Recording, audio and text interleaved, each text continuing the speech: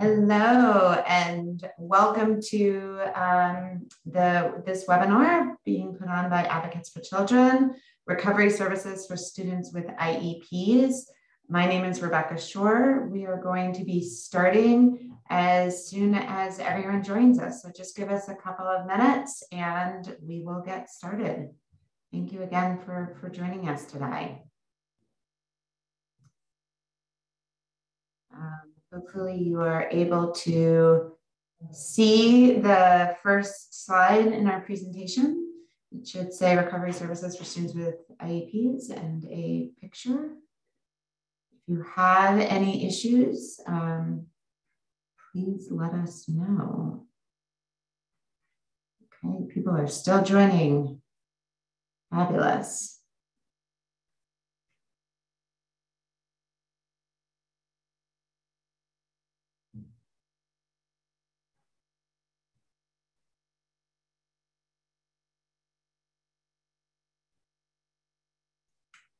Okay, we're going to be starting in just a minute or two. For those of you who just joined us, my name is Rebecca Shore. I'm the Director of Litigation at Advocates for Children. And you are joining us for the webinar that we are putting on called Recovery Services for Students with IEPs, which is what we are discussing. People are still joining the webinar, so we're going to just give it a couple more minutes. In the meantime, we are going to be launching a poll that we hope you will all participate on, so we can get to know you all just a little bit better right before we begin. All right, so here is the poll. If you can fill it out. I am a student, parent, educator, or other professional. And where in New York do you live? The Bronx, Brooklyn, Manhattan, Queens, Staten Island, or other? So if you could fill that out, that would be great. And we can introduce each other, introduce you to me and me to you. In the virtual world of Zoom.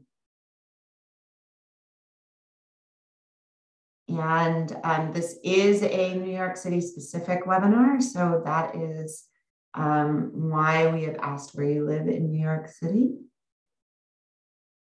People are still joining. Thank you very much. If you could fill out, if you have just joined us, if you could fill out the poll that should be on your screen. And then we're going to get started. Let's say in one more minute at 10:05, we're going to get started. And we're going to be discussing recovery services for students with IEPs. I'm seeing more people joining. Great, so far, it looks like there are no students on. 37% of the people who are on or who have responded are parents, 12% are educators, 52% are other professionals. And in terms of where in New York participants live, 10% live in the Bronx, 18% live in Brooklyn, 33% live in Manhattan, 22% live in Queens, 2% live in Staten Island, and 15% live in another location. For those who do live in another location, we are going to be talking only about New York City today. So I just want to make sure that you know that. All right. So we're going to get started today. Thank you all for joining. As I introduce myself to those who joined early, my name is Rebecca Shore. I am the Director of Litigation at Advocates for Children. Today, we're going to be talking about recovery services for students with IEPs in New York City. You can see on the screen right now our agenda for the day, quick introductions. For those of you who have not filled out the poll, please fill out the poll if it's still up. And I'm going to tell you a little about Advocates for Children as well. Then we're going to do a quick background into what it means to receive special education services in New York City, how they work, and how, if you disagree with the special education services your student is receiving, how you are able to challenge those services.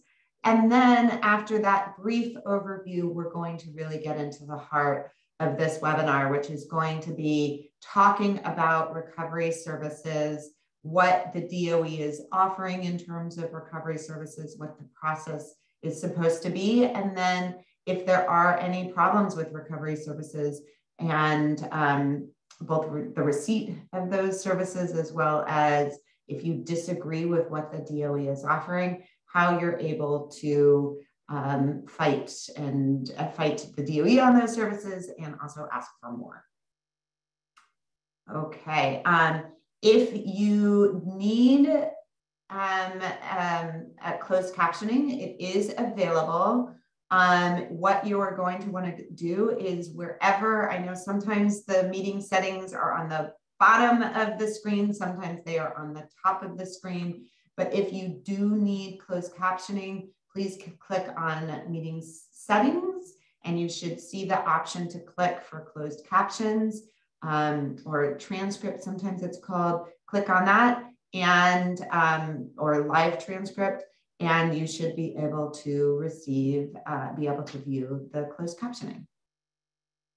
We are going to have a couple of opportunities to answer your questions, as well as try to answer the questions that you sent us before when you registered.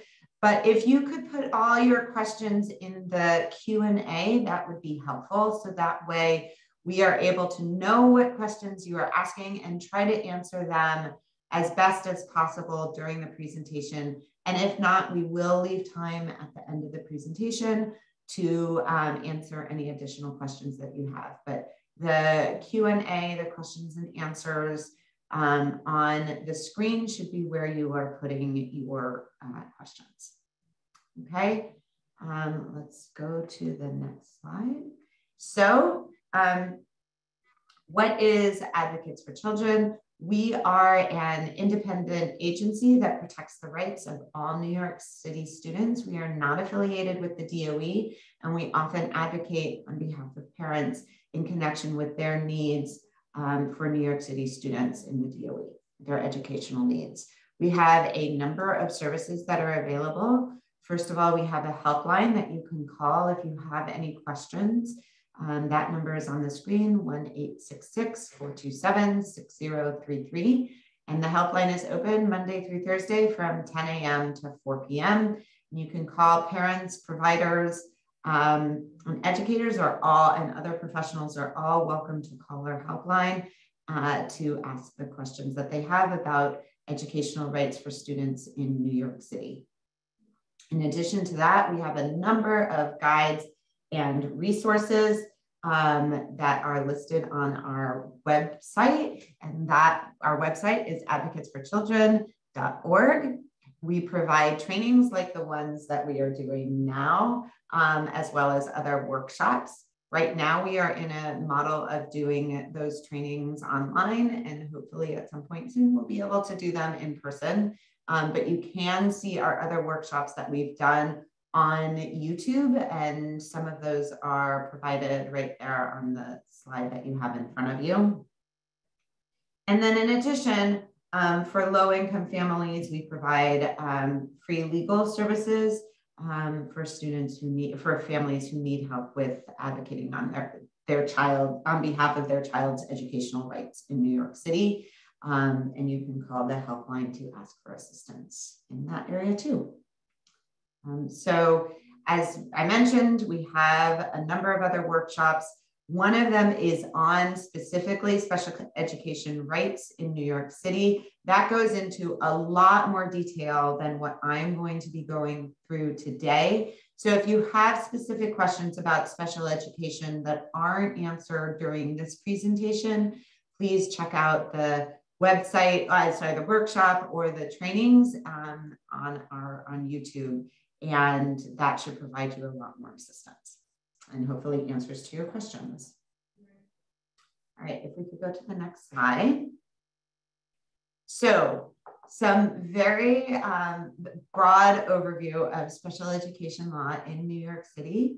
There are a number of laws that play into special education. One is the Individuals with Disabilities Education Act. I will be referring to that as the IDEA. That is the federal law that describes and mandates special education for students with disabilities. In addition to that, Section 504 of the Rehabilitation Act is a federal law that prohibits any entity that receives federal money from discriminating against students with disabilities. That both the IDEA and Section 504 require school districts like the New York City Department of Education to provide a free and appropriate public education to students with disabilities. So those are the two federal laws that require the DOE to provide an appropriate education to students with disabilities in New York City. In addition to that, New York State has, in its education law, also requires that the DOE provide an appropriate education to students with disabilities. And then finally, on the city level, the New York City Chancellor's the New York City DOE Chancellor's regulations provide rules on the process for receiving a free and appropriate public education for students with disabilities in New York City, as does the New York City Department of Education Standard Operating Procedural Manual, otherwise known as the SOPM. And the links that are in this on this slide will get you straight to those laws. So if we go to the next slide, under the IDEA, all children through age 21 with a disability have the right to a free, appropriate public education, or a FAPE, in the least restrictive environment. So that they can be, or an LRE, that means that students should be receiving a free, appropriate public education to the greatest extent possible with students without disabilities. Going to the next slide. So what does it mean to receive a FAPE, or a free, appropriate public education? The services must be tailored to a student's needs. In order to provide for a free, appropriate public education, schools need to look at the student's individual needs, what they need, and the supports and services that that particular student needs in order to progress. Schools must provide a meaningful benefit, which means that they must progress with the services and supports that the school district is offering. A line from a Supreme Court case is that the student, a FAPE requires the student to receive a Chevy, not a Cadillac, which means that it is not the best education a student can receive, but one in which the student is able to make progress. And in fact, it needs to be meaningful progress. If it is just a little bit of progress, that is not a FAPE. It needs to be actual meaningful progress. And let's go on to the next slide. So there are a number of supports and services that can be offered in connection by a school district in connection with the provision of a free and appropriate public education for students with disabilities. That includes assistive technology. Often when you think of assistive technology, someone thinks of a computer or an iPad. It can also be sometimes something to put on a pen so that it is easier, a grip, so that it is easier for the student to write with. That is also considered assistive technology. It is whatever technology, whatever device would help the student progress and meet the goals that are on the student's IEP. So it can be as simple as a pencil grip, and it can be as complicated as an iPad, and probably even more than that. In addition to that, paraprofessionals can be provided, and then related services such as counseling, nursing, occupational therapy, physical therapy, speech and language therapy, and more related services. And then finally, special education teacher support services, or SETS, is offered by the DOE. Those are often considered small group instruction, and in which a student can be pulled out of their classroom, and sometimes actually the service is provided in the classroom, but it is more, it's in a smaller environment to really learn the material and to provide that instructional and behavioral support that a student needs. Okay, let's go to the next slide. Where can you find what your student's IEP is, or Individualized Education Program, which is where the supports and services that are offered by the school district should be? You can go to mystudent.nyc. That every student should have a page on My Student, and that is where you can look at the IEP. It is password protected, and only parents have access to, parents or guardians have access to the page, but you can certainly see the IEP there. And going to the next slide. And on the New York City student account, NYCSA, you can then see what the IEP is, has been offered to your student. It will have the related services as well as the program recommendations. You can look for transportation and also where the student is enrolled. Okay, so let's go to the next page. So what happens if you disagree with what the school is offering and what is on the IEP? You first should start with the school and tell the school first at the IEP meeting, if you know at that IEP meeting that you disagree with the services that are being offered, you should tell the school representatives at that IEP meeting. You can also call the DOE Special Education Hotline, which is on the last page of this presentation, or you can call the Family Support Coordinator at the superintendent's office and explain what concerns you have. If there need to be changes to the IEP, the school should hold an IEP meeting, and you can also agree to those changes without an IEP meeting, but make sure that they are the changes that you want if there is not going to be an actual meeting that's held. And then what happens if the school cannot offer the service? The school should certainly work with the DOE to find a provider, but if not, the school must provide an RSA or P3, which are vouchers. The RSA is a related services authorization. It's a voucher to allow parents and guardians to obtain the related services from a private provider that the DOE will pay for, from a list of providers that the DOE has approved. And when the DOE sends the RSA, they will also send the list of providers.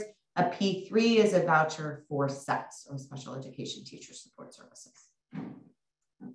We're running through special education very quickly so that we can get to recovery services.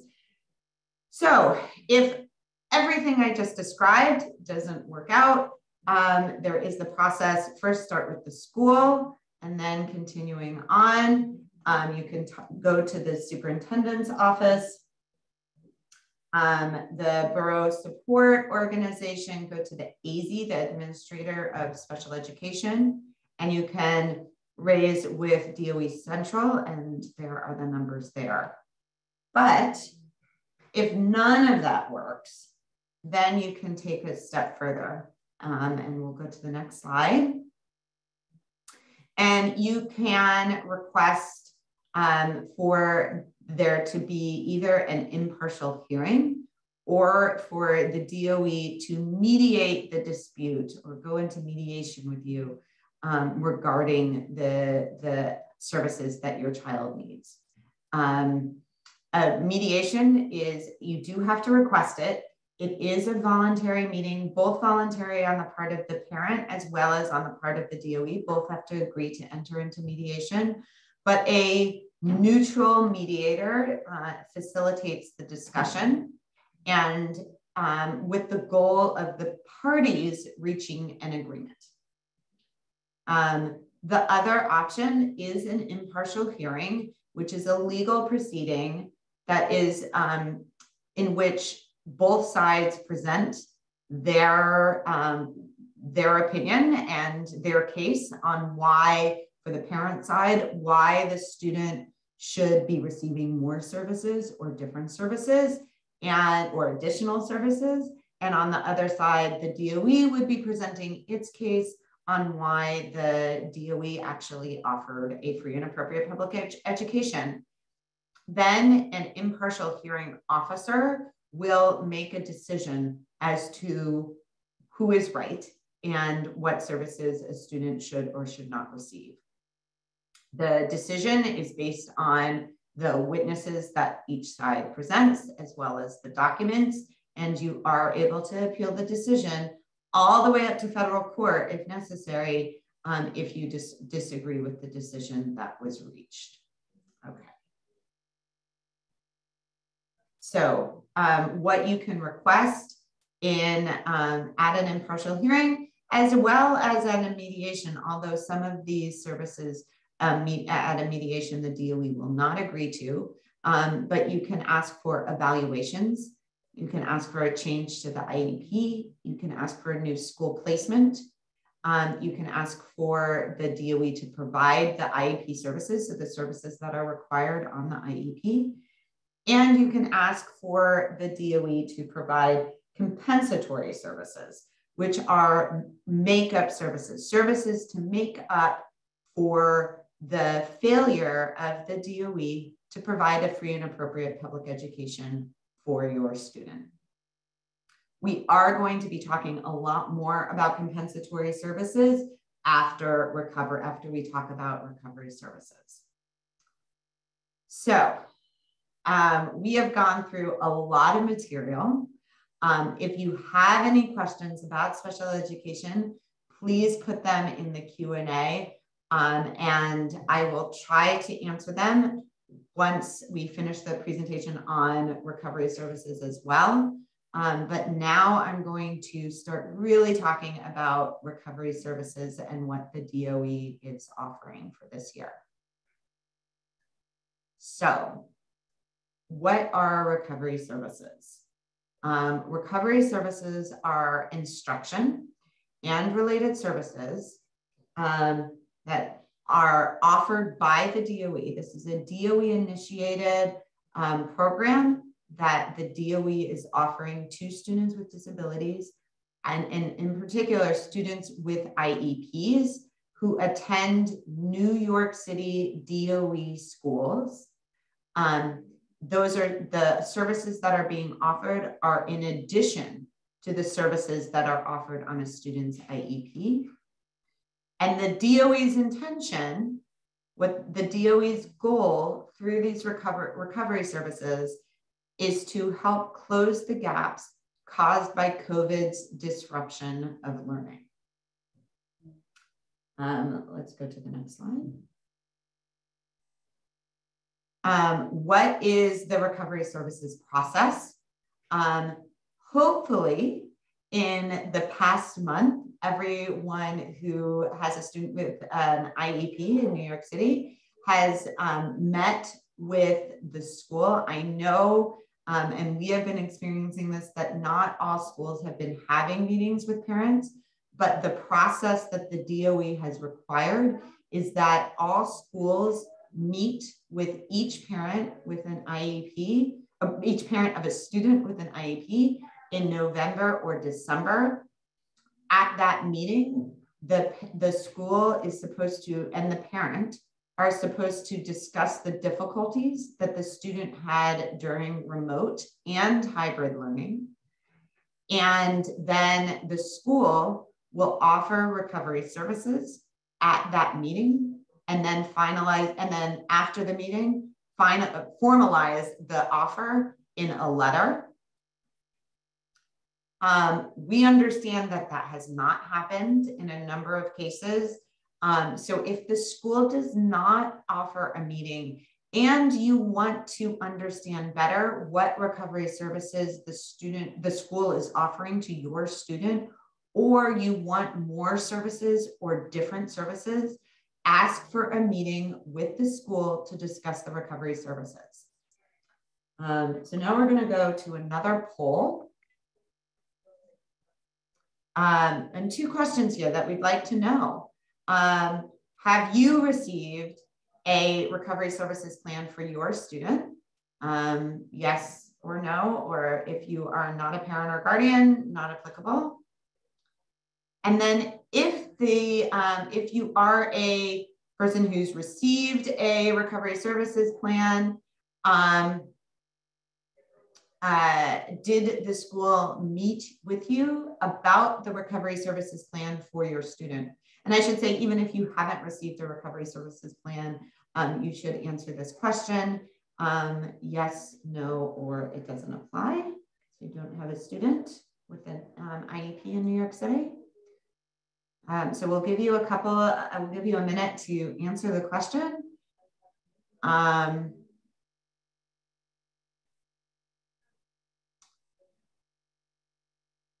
right. And then we'll get the results.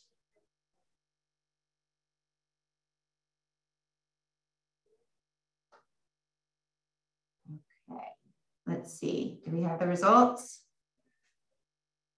Okay, so have you received a recovery services plan for your student? 9% said yes, and 31% said no. And did the school meet with you about the recovery services plan for your student? 4% said yes, and 33% said no. That is pretty consistent with what we are hearing as well.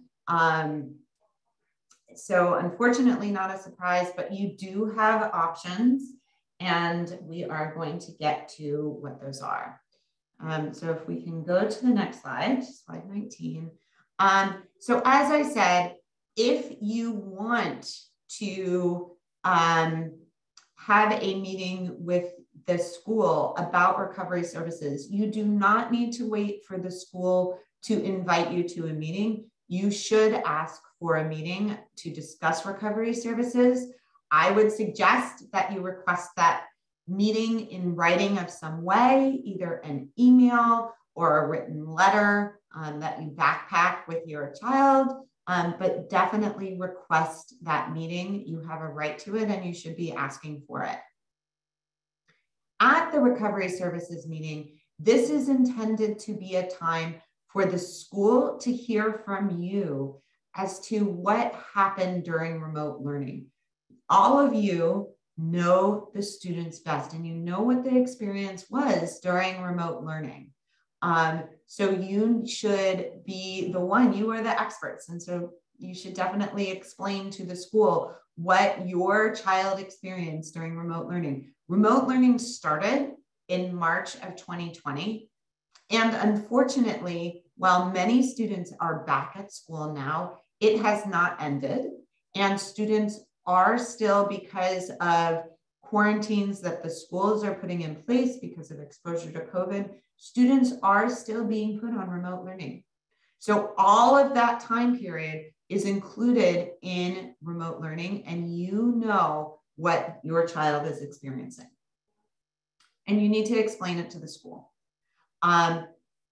So at that recovery services meeting, you should explain what related services the student did not receive during remote learning. If your child has an IEP that requires 3 hours per week of occupational therapy or any other related service, and your child received no occupational therapy, during a certain period of time of remote learning, or received 2 hours of occupational therapy during remote learning, but did not receive the full amount of occupational therapy or any of the other related services on your student's IEP, you should make sure that the school knows that. Explain if the student had and did not have a device to access remote learning, did not have an iPad or a Chromebook or a computer during any period, even if it was just a month of remote learning, make sure that the school knows that there was a period of time that the student could not access remote learning because they did not have the device to access remote learning. So make sure to mention that. And that includes, if it was only during the month of March, make sure to, of 2020, make sure to mention that. If it was the period of November to December of 2020, you can mention that. Or if it's now and your child's in remote learning, make sure to mention that, okay? Next, explain how your child was able to connect or engage with remote learning during any period of the time of remote learning. Because of the students' disabilities, sometimes it is very hard to engage in remote learning. We have spoken with parents of students who are who have vision disabilities or hearing disabilities or have attention disabilities. It's hard for them to focus. It's hard for them to sit in front of a computer for 3 hours a day or 4 hours a day. Make sure to explain what your child was able to do, whether they were able to stay engaged the entire time or of remote learning, or whether they could not engage with remote learning. And we're actually on slide 19 right now. And then whether the remote class that the student was in was the class program on the student's IEP. We have heard of students whose IEPs require 12 students in the classroom. And while there was remote learning, there were 24 students on the Zoom. That is not meeting the student's IEP.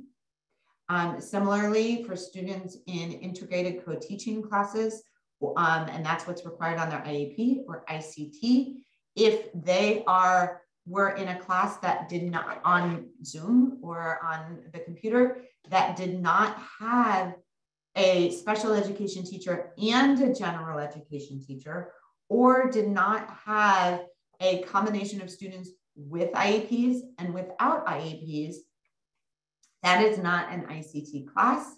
And you can certainly raise that with the school at the recovery services meeting.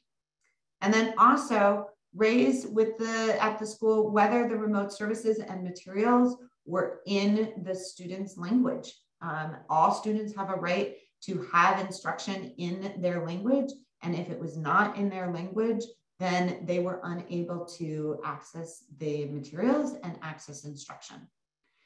And then ask, if your child needs more services in order to make up for the services that the student didn't receive or the progress that the student did not make from March 2020 to the present, you should ask for more services at that meeting. Okay, so now we're going to go to the next slide.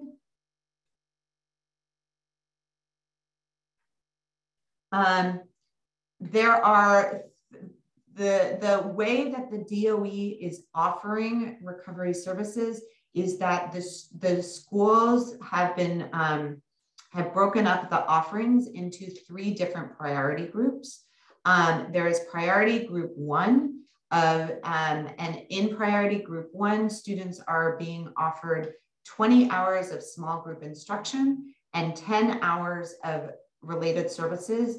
This is all in addition to what the DOE is providing on the student's IEP. So these are additional services to those services the student already should be receiving in connection with their IEP. If the DOE has determined that the student is in priority 2, which is the vast majority of students with IEPs, that those students are receiving 16 hours of small group instruction and 8 hours of related services. And in priority 3, the school is monitoring the students' progress to see whether they really should be in priority 1 or priority 2. But if they stay in priority 3, they are receiving 10 hours of small group instruction and 5 hours of related services. And this is in a approximately 10-week cycle. So for each cycle, these amounts are the amounts of services that a student is going to receive. And at the end of that cycle, the school needs to look at the student's progress and see whether, and evaluate, assess whether the student should receive another cycle of these services during the next cycle. I know that sounds confusing. And we are going to be getting into more detail about what happens if you think that your child needs more services than just what the DOE is offering. So going to the next slide. Okay, where are recovery services offered? Again, this is a DOE program. Each school is responsible for creating the plan for recovery services. So recovery services look very different school by school. Some schools are offering the recovery services during their already existing after-school program. Some schools are offering the recovery services in a before-school program. Some schools are offering it as part of their already existing Saturday programs. And then some schools are offering the recovery services remotely. But this is school created. And we will get into what happens in a moment if your child cannot access those services. And we'll go to the next slide. Again, these are services that the school and the plan that the school has set. So when our recovery services offered, schools themselves are setting the date and time that recovery services will be offered for your child. So it could be that you, in your letter about recovery services, the letter itself says the recovery services that we're offering will be offered on Tuesdays from 4 to 5. And we'll get into, again, what happens if your child is unavailable from 4 to 5 on Tuesdays or whatever day it's offered. So on the next slide. Okay, so what happens if my child needs a different time? First, what you should do is tell the school that your child cannot do recovery services at the day or time that was offered. That also includes the mode that the services are being offered. So for example, if the school is offering only remote services and you know that your child is unable to engage in remote services because you saw what happened during remote learning, you need to tell the school that your child cannot do recovery services through remote learning. Then ask the school for another way to receive those recovery services. You can ask the school for a voucher for recovery services. So an RSA for related services or a P3 for sets. Or you can ask for the school to offer a different date and time if that is better, or ask for them to be offered in person. There are other ways, but you should definitely make sure to ask for a different time. And if it is an issue, if you have a concern about the time or the day or the way the services are being offered, tell the school and also communicate to the school in writing what your concerns are. Next slide. What about busing? We know that this is a very big concern, and we have a lot of families that unfortunately right now are unable to access recovery services because they have not yet heard whether busing is going to be provided to or from recovery services. If that is an issue for you and you need your child to take the bus from recovery services to home at the end of the day, you should ask the school. And that includes if you need to, if the student needs busing because of their disability, because it is what is on their IEP, or if the student is in foster care or in temporary housing, you should ask the school for busing. And if the IEP itself requires busing and none is offered, you can ask the DOE to reimburse the transportation costs. And the link that is on the slide is the form to request transportation costs. Unfortunately, we do not have more information at this time. We are asking the DOE regularly, if not weekly, probably more than weekly, to understand more about how the DOE will be providing transportation for students who need it. Right now, we don't have more information. We will be updating our webpage as well as providing more information once we get it. But right now, we do not have any more information from the DOE on how transportation will be provided for students who need it for recovery services. So I wish I could be giving you more information, and hopefully someday soon I will be. Going to the next page. Okay, so what if my child needs more or different services? First, at the recovery services meeting, make sure to ask for more or different services to make up for what the student did not receive during remote learning. And by what the student did not receive, I am referring both to the related services themselves. If the student did not receive related services, you should be asking for it. Also, if the student was unable to engage in the learning, so did not make progress in their learning from March 2020 all the way to the present, you should be asking for more services for that reason. You should ask for an IEP meeting to request compensatory services to make up for that remote learning. Some schools have been saying that they are limited in the recovery services that they can provide. You can also ask for an IEP meeting to request specifically compensatory services. As of right now, we have not been seeing that many IEP meetings in which compensatory services have been given, but you should be asking for those at IEP meetings. You can also email this email address. I say SERS, I think that's how it's being pronounced, but it's SERS@schools.nyc.gov, or call 311 to ask for compensatory services to make up for remote learning, or to ask for additional services to make up for remote learning. If the DOE is not offering more recovery services, if you think that they need compensatory services beyond what the recovery services are being offered, you can email this address and ask. That is at Central DOE, and the hope would be that they would be able to help you. But if nothing else works, you should be requesting an impartial hearing to request compensatory services due to the failure of your student to receive an appropriate public education during remote learning. Okay, let's go to the next slide. So I've been saying recovery services and then comparing it to compensatory services. I just wanted to give you what the differences are. Recovery services are DOE offered and DOE provided.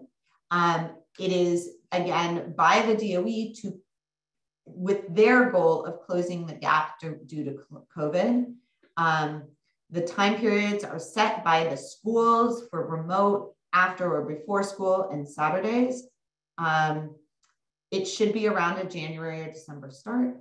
And very importantly, recovery services and receipt of recovery services do not affect your right to request compensatory services. So even if you agree to the recovery services, but your child needs compensatory services, additional services to make up for the lack of an appropriate education during remote learning, you can still request compensatory services at an impartial hearing. It does not affect your right to request for those compensatory services. Compensatory services, the parent does have to request, and the request needs to be in writing.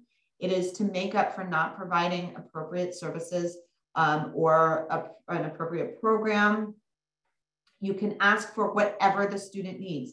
That might be a private provider. It might be services during school. It might be a additional services beyond the types of services that the DOE is offering. It might be more services. And you may have to go through an impartial hearing to request it. Next slide. So requesting an impartial hearing. Under the IDEA, you need to request an impartial hearing within 2 years of the denial of FAPE. Since remote learning started in March of 2020, 2 years would be March 15th of 2022. So you should consider whether you want to request an impartial hearing for the denial of a free appropriate public education as a result of remote learning. You might want to consider filing that before March 15th, 2022 to make sure that your rights are protected if you are not getting the compensatory services that you think your child needs from the DOE already. You send the hearing request to the DOE Impartial Hearing Office at the email address that's on the slide. You also need to send it to the State Education Department. I have put on the slide a link to a sample hearing request form. You can also make your own, write your own hearing request. It does not have to be formal. It does need to be in writing, and it does need to have these minimal requirements, but it does not need to follow exactly what the hearing request form on this link has, but it certainly, you can use this link if it would be easier. Going to the next slide. So in an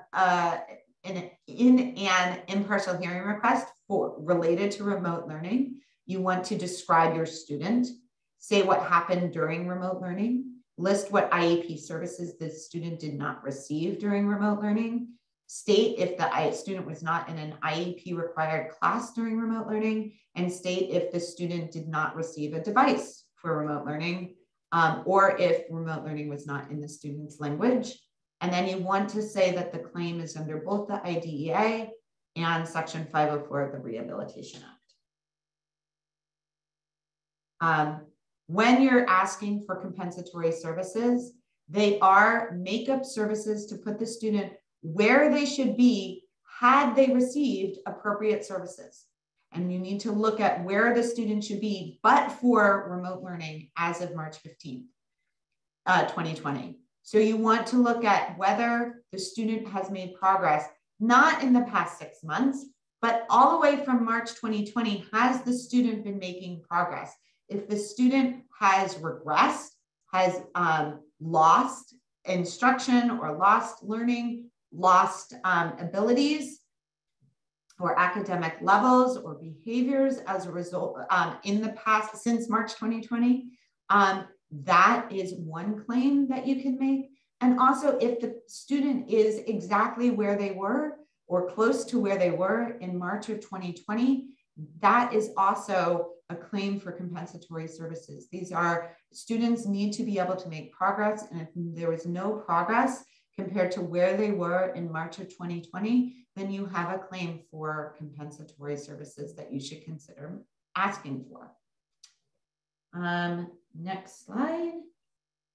As part of compensatory services, you can ask for tuition, you can ask for tutoring, additional related services, compensatory education so that they can receive an appropriate education past the age of 21, transportation to or from services, evaluations, changes to the IEP, and reimbursements for other expenses.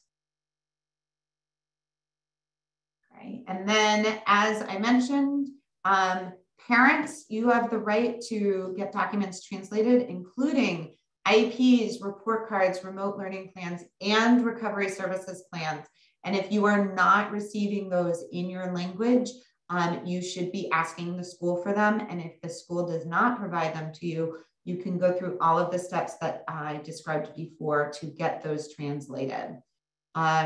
The DOE's languages that they are will translate and should be translating are Spanish, French, Arabic, Chinese, Bengali, Urdu, Russian, Korean, and Haitian Creole. And you should have the right to interpretation at school meetings and events.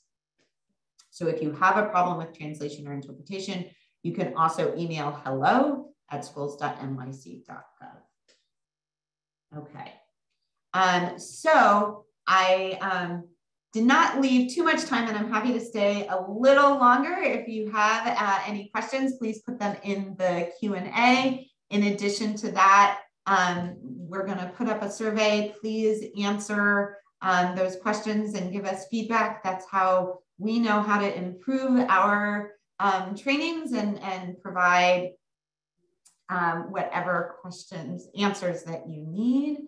And let's see, I'm going to go through the questions.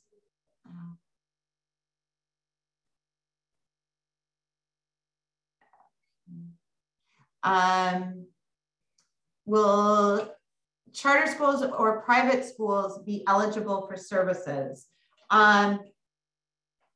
So it's a hard question to answer. Right now, the DOE is offering recovery services only to students who attend New York City DOE schools. However, the DOE is responsible for providing appropriate education to students with disabilities in charter schools. If the student did not receive an appropriate education during remote learning or as a result of remote learning, the probably first step I would suggest would be to raise this with the CSE, the Committee for Special Education, and ask for an IEP meeting to explain that the student did not receive an appropriate education during remote learning. It may mean that the only route that you can go is to be asking for compensatory services rather than recovery services. But for charter schools, you should be telling the DOE and telling the CSE that your child needs more services or compensatory services due to remote learning.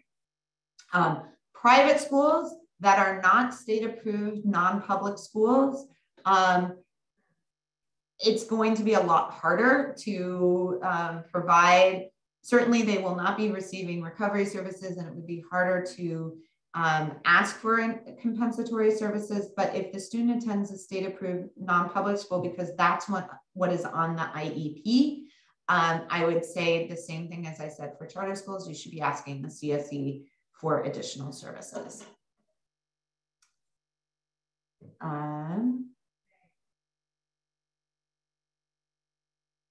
Let's see. If there is no busing on the IEP, but they are in foster care, can we receive reimbursement? You should be asking for it. We are doing our best to get a more definitive answer, and I would love to tell you what the answer is right now. Unfortunately, I don't know. You are supposed to be receiving busing.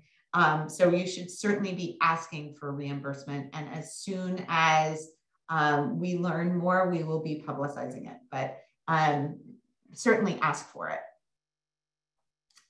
What should students do when their child cannot access recovery services due to the lack of busing or transportation to school for an after-school or Saturday program? You should be telling the school in writing. Make sure to tell the school that the reason that their child cannot access recovery services is because of the lack of busing or transportation, and ask for other ways to receive those recovery services. you could certainly ask for an RSA or a voucher, in which case you would be the one finding the provider, and the provider would be on your schedule, and you know, in your chosen location. So that is one possibility, but you should make sure to notify the school as soon as possible that the reason is because of the lack of busing.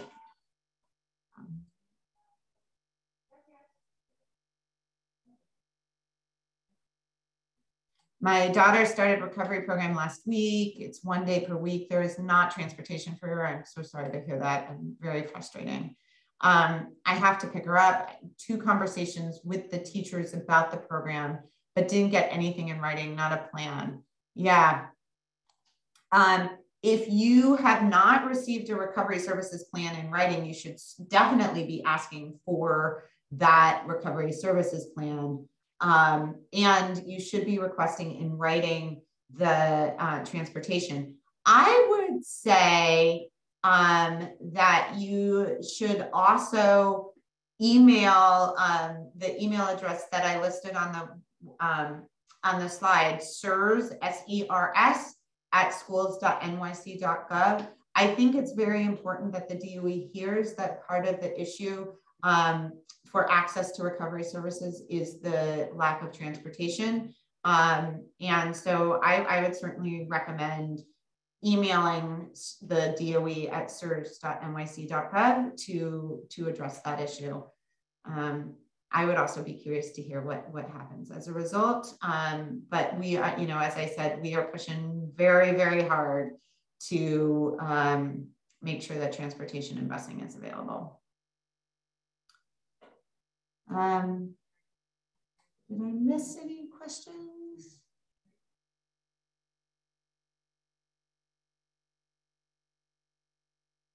Okay, let me see.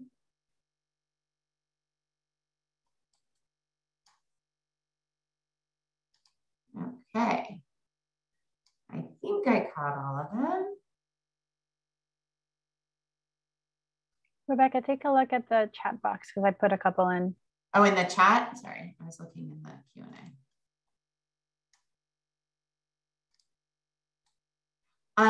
So there's been a couple questions about 855 schools and 4410 schools.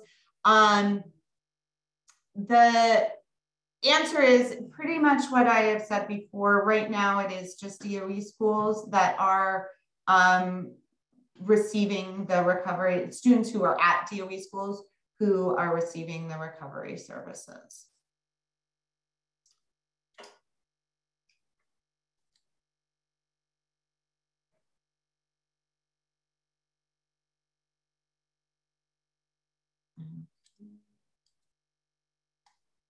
Will the DOE require a student to complete the recovery services before evaluating the need for compensatory services? Great question. I don't know the answer. It should not be the case that you wait, and you should not have to wait. So if you know that your child needs more, you should be asking for more. Some schools have been saying that they need to wait, but it should not stop parents from asking for those services now. Okay. I think that we've answered all the questions unless there are any more, and we are right at the top of the hour. So thank you all for joining us today. And if you have any, certainly you can sign up to get weekly updates in your inbox at the sign up sheet that is on this last page. And then there is one more page at the end that has a list of contacts. So if you, these are all DOE contacts. So if you have any questions relating to these particular issues, please make sure to access them in this way. Thank you so much for joining. And if you haven't filled out the survey, please do so now. And we look forward to seeing you on our next training. Thank you so much.